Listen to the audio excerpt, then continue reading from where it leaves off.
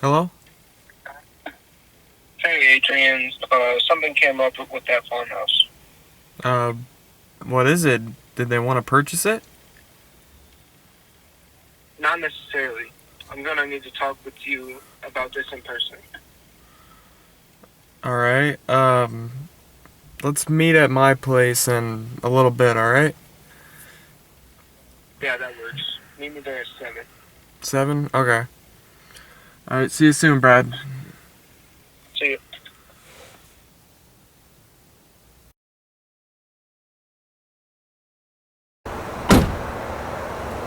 Hey, Brad.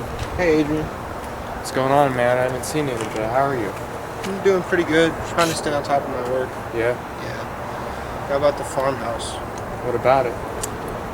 Well, the buyers never came, but a previous owner named Harvey came by and I gave him the key. So you just gave him a key? Well, considering we haven't made a sale on this property in years, I figured you could go take a look. Didn't he abandon that house, though? What would make us think that he wants to go back? Well, he paid us a visit at the office. Seemed as if he was very interested in visiting the property. Yeah? Well, have you tried to contact him in regards to the key or the property at all? He did give me his number back at the office, but every time I try to call, there's no answer. And the voicemail seems sort of fucked up. Can't make out any other words.